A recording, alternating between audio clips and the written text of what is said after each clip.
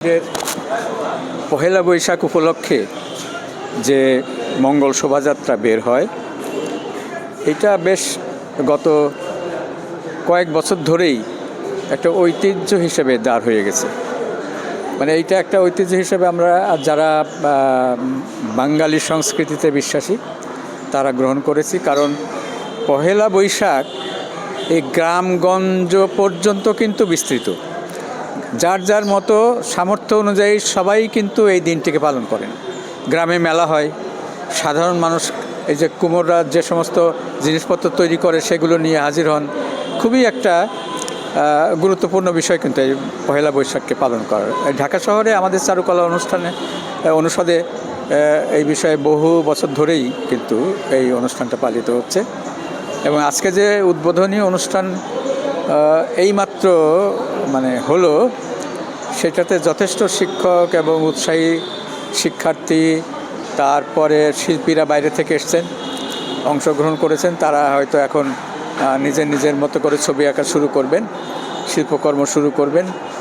এইগুলি আসলে বাঙালি, আমরা যারা নিজেরা বাঙালি হিসেবে পরিচয় দিই, এটা আমাদের গর্বের একটা বছর পয়লা বৈশাখ।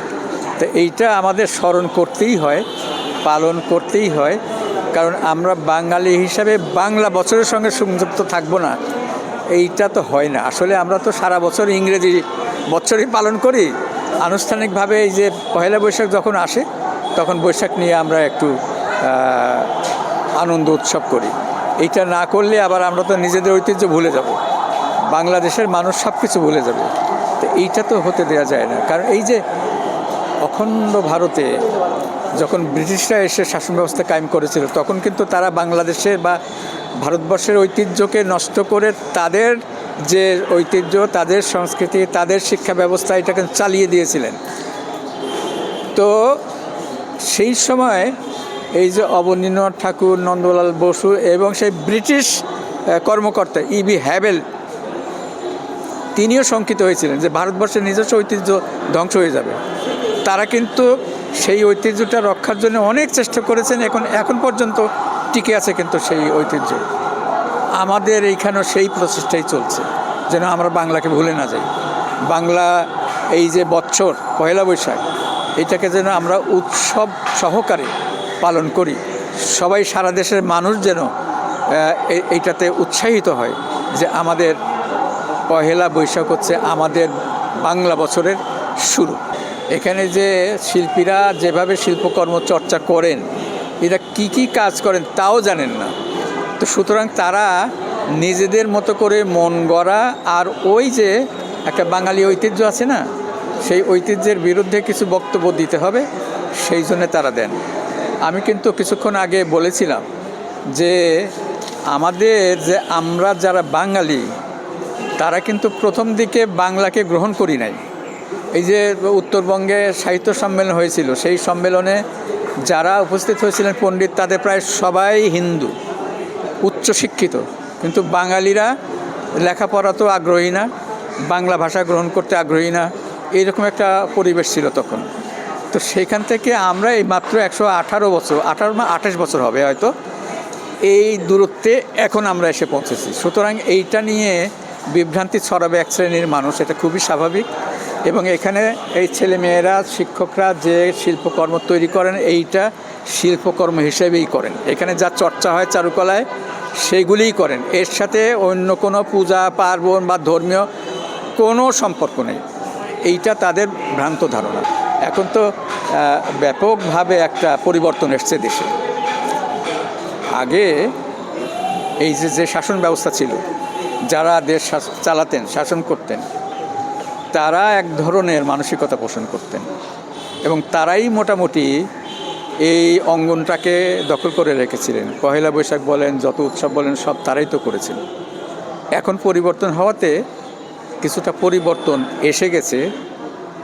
যারা আজকে এইখানে উপস্থিত হয়েছেন, যারা এটা পালন করবেন, তারা কিন্তু গত 16 বছর এর সঙ্গে খুব একটা যুক্ত থাকতে পারেন নাই। তার অর্থ এই না যে এবার পহেলা বৈশাখ হবে না, হবে। আমি যখন প্রথম এই চারুকলা অনুষদে, তখন ইনস্টিটিউট ছিল, পরিচালকের দায়িত্ব গ্রহণ করেছিলাম, তখনও ওই যে আমাদের ঢাকা বিশ্ববিদ্যালয়ে তো শিক্ষকদের 2-3টা দল আছে।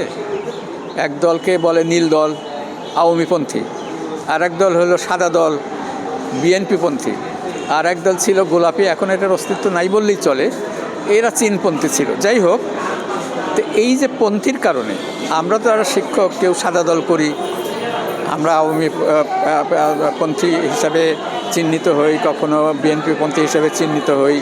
তো এই রকম একটা প্রতিযোগিতা আছে কারা কোন পন্থী। তো এইখানে এখন যারা কাজ করছেন তারা কিন্তু মোটামুটি বিএনপি পন্থী হিসেবে পরিচিত, কারণ আগে এই বিএনপি পন্থীদের কোনো জায়গা ছিল না কোথাও, সব এই ইন্ডিয়াপন্থীরাই করতো। সুতরাং এখন মানুষের মনে একটা সন্দেহ দেখা দিয়েছে যে এরা পারবে কি না আদৌ। তো আমার সময় যে বললাম, আমি যখন পরিচালক ছিলাম, আমাকেও তারা ওই যে বিএনপি পন্থী হিসেবে মনে করতে, আমরা করতে পারবো না হিসাবে ভেবেছিলেন। কিন্তু সবচেয়ে বেশি জাঁকজমকপূর্ণ হয়েছিল সেই বছর, এবং সমস্ত পত্রপত্রিকা বড় বড় করে ছবি ছেপে এইটা প্রচার করেছে সেই সময়। তো হবে না এইটা ধারণাটা এই কারণে অনেকে পোষণ করছেন যে আগেকার সেই গ্রুপ তো নাই। এইটা বাঙালিদের নিজস্ব অনুষ্ঠান, হুমকি ধমকি যে মানে কিছু আগেও ছিল, কিছু কিছু এখনও হয়তো থাকবে, ভবিষ্যতেও থাকবে, এটা থাকবে। সব মানুষ একই বিষয়ে একমত কখনো হতে পারে না, দ্বিমত থাকেই, এবং দ্বিমত থাকলে তো বিরোধিতাও থাকে, সমালোচনাও থাকে।